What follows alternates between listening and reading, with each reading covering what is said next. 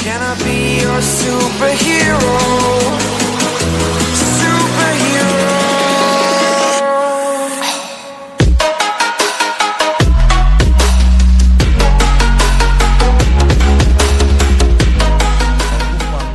Ada tutorial map segala macem, dan nanti itu gue bikin satu-satu part aja. Jadi sekarang tutorial aim sama control. Jadi yang mau belajar tips-tips dari gue langsung aja ya, let's go.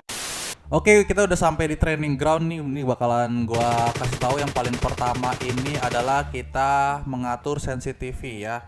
Ini gue buka sensitivity, dan by the way nih ya, by the way sensitivity ini di setiap orang pasti akan berbeda. Kenapa? Karena tangan dan gadgetnya itu kan beda-beda ya. Contoh misalkan gua main di iPad, terus gue pindah main di HP gue yang ini nih, yang ukuran segini. Ini pasti sensitifnya akan berbeda jauh gitu. Jadi sebenarnya sensitivity itu nggak bisa dipatokin. Oh, kalau si Bang Alex sensitivity-nya seperti ini, berarti kalau gue ngikutin kayak gini gue bakal enak. Enggak juga, nggak akan tentu, karena semua itu tergantung dari feeling lu semua. Tapi secara garis besar sensitivity itu menurut gua kalau lu makin kecilin sensitivity-nya itu makin enak. Kenapa? Contoh seperti ini nih. Pergerakan kita tuh kan kalau di game itu harus harus secepat, seefisien mungkin gitulah ya istilahnya. Jadi kalau sensitivity lu nggak cocok sama lu ya akan menjadi kendala buat bermain. Contoh ini gue pakai sensitivity yang sekian nih ya, yang low. Gue sebenarnya pakai low, terus gue customize lagi, gue turunin lagi, karena menurut gue kalau sensitivity low itu masih kekencengan gitu. Nah, karena tiap gadget sama tiap orang itu punya kepribadian dan gadget yang berbeda-beda, maka gue nggak bisa bilang kalau sensitivity semua orang tuh sama. Enggak, kalian harus cari sendiri gitu enaknya kalian gimana. Kalau gue ini lebih demen sensitivity yang low, jadi kalau low itu gue bisa nge-scope kayak begini nih, lebih enak tuh gitu ceritanya. Ada orang yang sensitifnya kencang banget, biar bisa ngeflicknya enak gitu. Ngeflick apa sih bang? Ngeflick itu nge-aim secara cepat ya, seperti ini nih, nge-aim tembak langsung der gitu loh. Placement cursornya harus tepat gitu. Nah itu flick.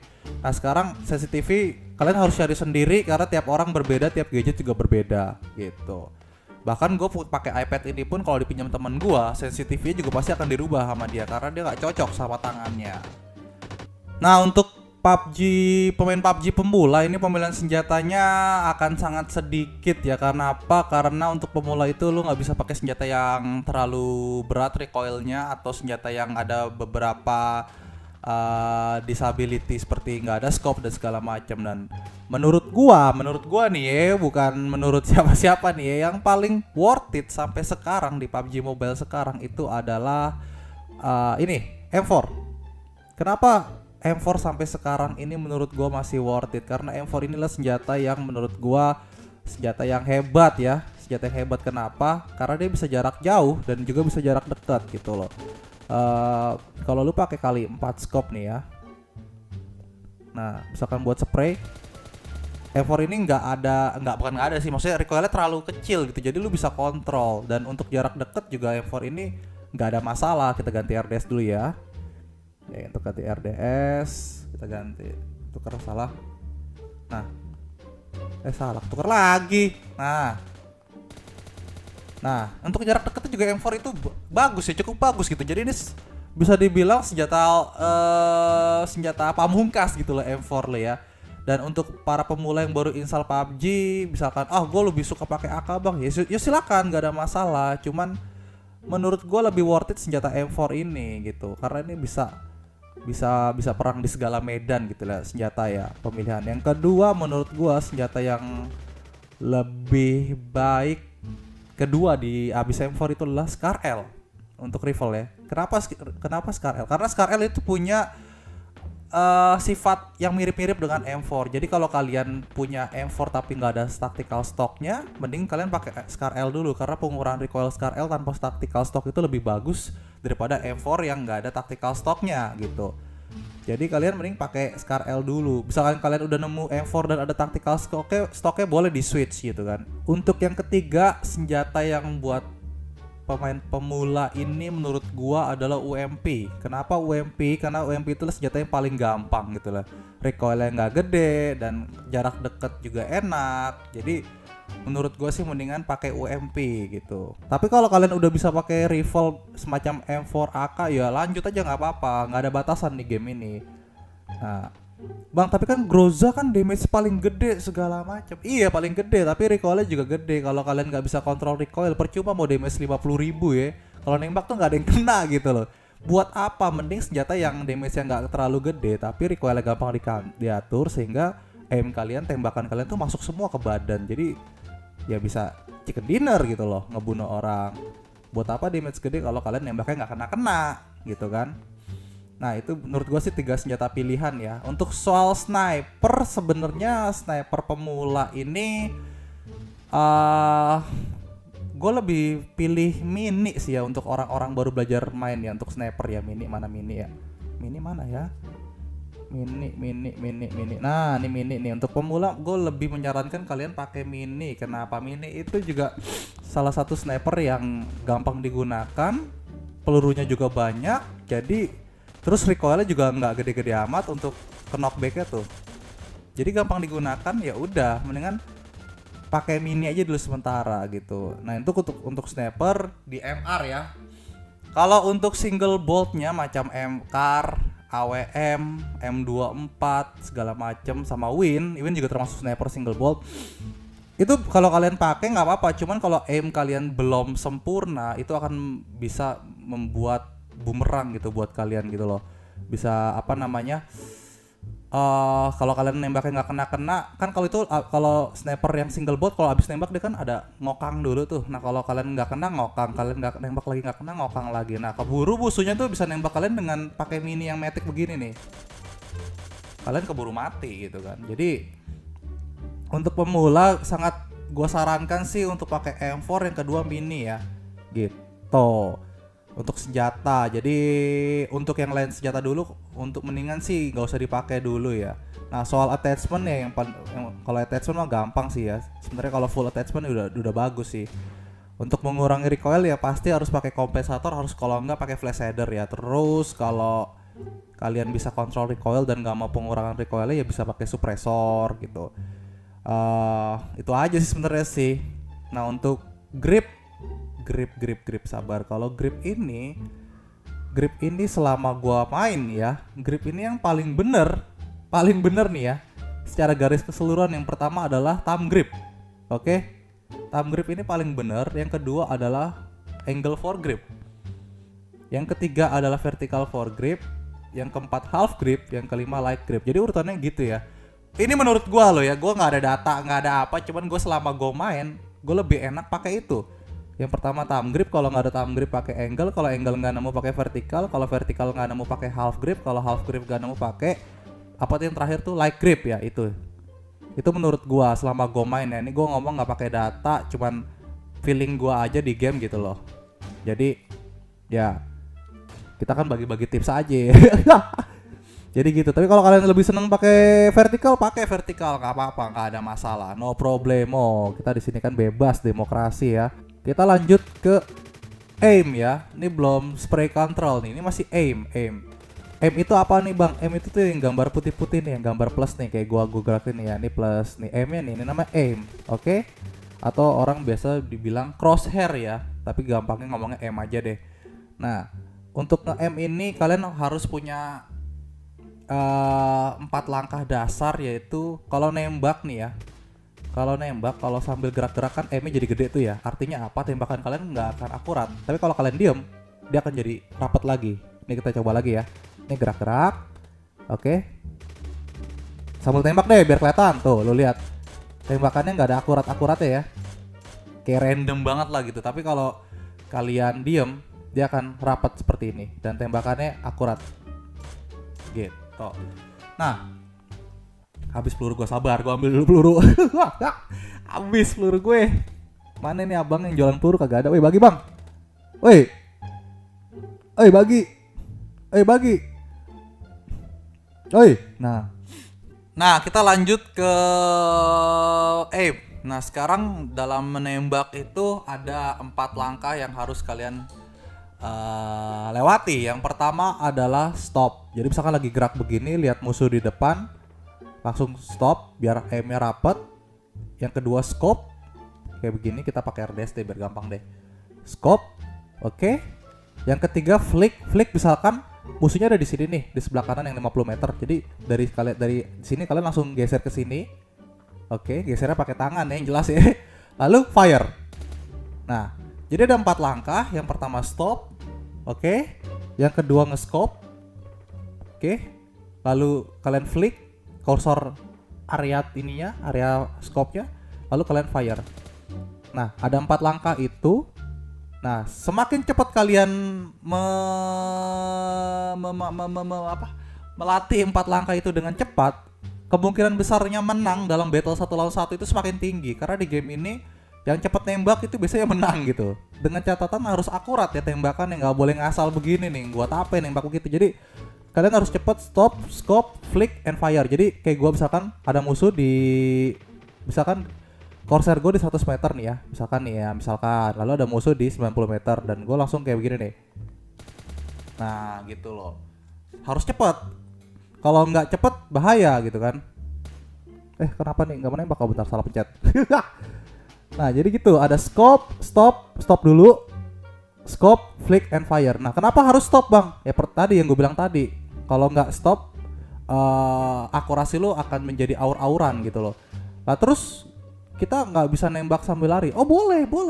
Kenapa nggak boleh? Cuman kalau jaraknya masih agak jauh seperti ini nih ya, mending agak stop aja gitu biar nembaknya berakurasi gitu kan. Kalau nembak sambil lari juga bisa tuh. Cuman yang nembakannya tuh lu lihat ya, pelurunya yang ngaco gitu kan. Itu aim ya. Lalu sekarang kita lanjut ke recoil control, oke? Nah, di setiap game FPS apapun, jenis apapun, pasti ada namanya recoil control. Recoil control itu adalah kita harus mengontrol recoil tembakan yang dihasilkan oleh senjata yang kita pakai. Contoh seperti ini nih. Kalau kita nggak kontrol recoil, kita tembak biasa aja nih ya, pasti pelurunya akan naik ke atas. Nah, seperti itu tuh. Nah, sekarang kita permasalahannya, kita tuh mau nembak tetap lurus gitu pelurunya ya, nggak naik ke atas. Gimana caranya? Yang pertama kita langsung ke sini dulu deh. Kita kasih ini dulu ke kontrol. Nah, gue jelasin dulu di sini kenapa gue bikin kontrolnya seperti ini. Ini karena gue mainnya 4 jari ya, seperti ini ya, 4 jari begini. Karena kan kebanyakan orang nembak pakai kanan ya. Tapi kalau gue nembak pakai kiri, sehingga kalau ketika gue nembak yang pakai kiri, yang kanannya ini buat nurunin recoilnya gitu loh. Jadi gue pakai scope, ini buat gerak, ini buat nembak, ini buat mainin recoil. Nah gini, sorry kamera gue cuma satu nih. Jadi gue ngajarinnya harus gue balik-balik begini ya. Nah gitu. Main 4 jari susah bang. Ya bisa main 2 jari ya, bisa main 2 jari. Kalian ngontrol recoilnya pakai tembakan yang kanan ini nih. Yang ini nih. Mana sih nih? Nah nih. Ini sebenarnya gue ada nih, gue gedein tuh ya tuh ada. Nah kalau yang ini, yang peluru ke kiri ini artinya dia nembak tapi nggak bisa ditarik ke bawah. Tapi kalau ini nembak bisa sambil narik recoil gitu. Tapi gue nggak biasa nembak di kanan, serius. Gue senangnya nembak di kiri. Ini gue kecilin lagi, gue taruh sini gitu. Sebenarnya ada itu, cuman gue nggak liatin aja. Kita lanjut, kita nembak sekarang kontrol recoil ya, seperti ini nih ya. Ya jari kiri nembak, jari ini nge-scope, ini buat narik ke bawah. Oke, langsung kita coba. Pelurunya lurus apa enggak gitu kan. Nah sekarang kalian bisa lihat ya, ini peluru yang gue kontrol nih, recoilnya nih tepat lurus ke badan musuh. Berbeda sama tadi yang gue nembak gak pakai recoil control, dia ke atas gitu. Jadi recoil control ini sangat penting gitu loh untuk dilatih tiap hari gitu. Karena di sini nembak kalau nggak kena biasanya kalian mati. Apalagi kalau udah udah tier macam gak usah Conqueror deh, macam Kron aja ada. Kron itu nembaknya orang udah pada bisa semua ya. Nge-scope flicknya tuh cepet kayak begini nih, langsung gitu cepet banget tuh, kayak gitunya tuh. Di Kron yang udah mau menuju S, kalau udah di S itu udah lumayan. Nah Conqueror itu udah, kalian jangan harap bisa menang. Sulit sekali di Conqueror. Gue juga nggak ngerti itu, lawannya berat. Jadi gitu, itu namanya recoil control. Ini emang harus dilatih, nggak sekali main langsung jago recoilnya kagak. Gue juga main PUBG sebenarnya udah lama banget ya, dari zaman PC, terus beralih ke mobile. Di mobile juga waktu itu udah dari season 1 udah lama banget. Gue nggak sehari langsung bisa, enggak. Gue juga latihan lumayan lama gitu loh buat latih recoil control ini. Nah, makanya yang tadi gue bilang tadi, biar recoilnya nggak sulit-sulit amat, senjatanya tuh senjata yang tadi gue bilang aja, M4, Scar L, UMP, Mini gitu. Apalagi orang pemula ya, jangan nyoba-nyoba mentang-mentang dapat AWM, kalian pakai AWM gitu. Tapi M-nya nggak kena-kena ya percuma gitu kan, buat apa? Musuhnya malah lebih jago, bahaya gitu kan. Sekarang kita masuk ke jenis-jenis fire atau yang biasa disebut jenis-jenis tembakan. Karena di PUBG ini sebenarnya kalau dipelajari banyak sekali ya, tapi menurut gua ada 3 aja sih sebenarnya tembakan yang paling penting. Yang pertama ada hip fire. Oke, hip fire itu apa bang? Hip fire itu adalah nembak yang nggak pakai scope sama sekali, kayak gini nih, kayak free hit lah, free shot gitu loh. Nah kelebihannya ini dia bagus kalau dia jarak deket ya, misalkan gue sambil lari juga bisa nih. Tuh gitu tuh. Jarak deket nggak apa-apa, nggak usah pakai scope karena biasanya kan pelurunya nggak gitu ngelebar dan badannya juga gede gitu kalau deket kan, jadi harusnya kena semua si peluru sih. Lu cuma butuh 5 peluru buat kenokin satu orang gitu loh kalau armor phase level 2 kalau nggak salah. 5 sampai 6 peluru lah. Jadi kalau selama ini kena 6 peluru ya udah kenok tuh musuh satu tuh gitu loh. Nah itu namanya hip fire, nembak nggak pakai scope. Nah sekarang yang kedua ada namanya scope fire. Ini kebalikan dari hip fire ya. Hip fire ini akurasinya tinggi nih, karena nembak pasti selalu kena di posisi yang kalian arahkan. Misalkan gue nembak ke arah sini nih, gue tembak tuh, nembaknya ke situ, dia nggak akan, misalkan gue arahin ke sini, nggak akan ke sini pelurunya, nggak gitu loh. Itu namanya scope fire. Nah ini kelebihannya ini dia bagus untuk medium sama long combat ya. Jadi kalau close combat mendingan kalian gak usah buka scope gitu. Misalkan segini nih, gak usah buka scope, kelamaan langsung tembak aja udah gitu. Nah, tapi kekurangannya dia nembaknya nggak bisa sambil lari gitu. Namanya juga medium and long range gitu kan. Buat apa lari-larian kan? Gitu. Nah, yang ketiga ini ada namanya pre-fire. Pre-fire ini sebenarnya agak susah dipelajari karena ini bisa dibilang kayak nge-cheat ya. Pre-fire gini misalkan begini nih, Mang. Kita di dalam belakang tembok. Kita yakin di sini ada musuh nih, di belakang sini nih ada musuh nih. Misalkan di sini nih ada musuh. Cuman kita posisinya kita nggak tahu dia, tapi kita dengar stepnya kan. Jadi tanpa ngeliat dia pun kita langsung lari begini, langsung tembak. Nah itu namanya pre-fire namanya. Dan biasanya orang nganggapnya itu kayak cheat, sebenarnya enggak. Itu sebenarnya game sense ya, itu feeling. Kalau kalian udah sering main, apalagi denger step, itu udah tahu kalau ada musuh di sini nih, di belakang tembok ini, tanpa kalian melihat temboknya dulu gitu. Jadi udah tahu pre-fire. Nah gitu loh, udah ketahuan gitu. Itu namanya pre-fire. Nah pre-fire ini bagus untuk nyerang ya, untuk nge-ambush musuh yang lagi nggak siap, karena pasti kaget gitu. Terus tapi yang paling dibutuhkan untuk pre-fire ini kalian harus tahu posisi musuh dan pastinya harus pakai headset gitu. Step ini hukumnya udah hukum wajib ya, harus kalian tahu ya step ini ya. Jangan sampai salah step kiri ya di kiri, step kanan di kanan, karena PUBG Mobile ini suaranya nggak gitu sulit dibandingkan dengan PUBG PC. Oke, kita lanjut sekarang ke crosshair placement. Crosshair ini yang putih ini ya. Terus placement tuh penempatan. Jadi penempatan yang M-nya ini. Nah, banyak gue lihat sih orang-orang main crosshair placementnya salah gitu, nggak tepat. Misalkan kayak gue gini nih, kayak gue sekarang gini, kalau kalian lihat ini gue crosshairnya agak ke bawah ya. Cuman gue bisa ngeliat ke atas begini loh, bisa ngeliat ke depan ya. Cuman ini masih posisinya ke bawah. Nah, ini sebenarnya salah. Kenapa? Karena kalian kalau lagi jalan begini tiba-tiba ada orang, kalian kaget, kalian nembaknya malah ke bawah. Nah, bedain sama crosshair placementnya udah begini nih, ke arah badan musuh. Nah, misalkan lagi arahnya begini nih. Nah, kalau ada musuh kalian langsung bisa tembak dan chicken dinner bisa di depan mata gitu. Jadi kalian tahu lah bedanya crosshair placement yang segini sama yang segini ya. Gitu. Ini biasanya orang nggak ngeh nih, tapi banyak yang dianggap remeh nih crosshair placement nih. Karena kalau udah kaget nembaknya jadi ngaco gitu kan. Jadi mendingan langsung diarahin ke sini aja, ke arah sebadan ini. Dikira-kira aja lah gitu badannya seberapa ya, segini ya udah. Jadi waktu lari-lari begini, misalkan ada musuh di belakang sini langsung digeber. Nah, welcome back to lobby. Nah, itu sih sebenarnya sih yang poin-poin penting ya untuk player pemula gitu ya. Tadi senjata udah gue jelasin untuk pemula, lalu kontrol udah, aim juga udah ya. Jenis-jenis fire juga udah, sama crosshair placement. Itu ada hal-hal dasar sebenarnya sih ya, hal dasar dalam sebuah game FPS ya. Karena PUBG ini sebenarnya gamenya game survival iya, tapi modenya mode person shooter atau FPS lah. Emang mainnya TPP cuman kan nembak-nembak juga gitu loh.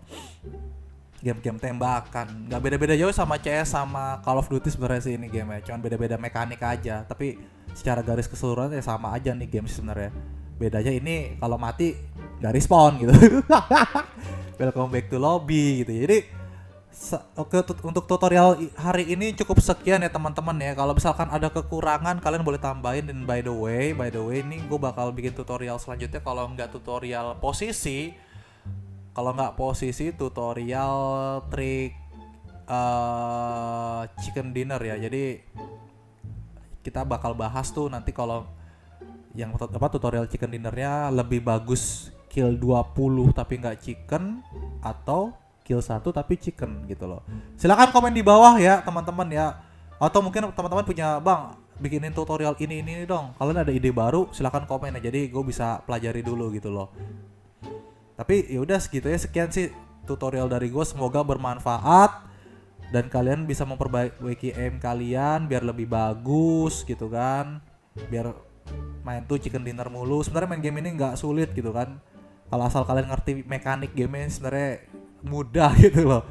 Tapi kan memang kita harus saling belajar ya, saling mau kasih info gitu. Jangan pelit-pelit ilmu gitu. Ya udah. Thank you for watching ya, Bang Alex off dulu. Bye bye.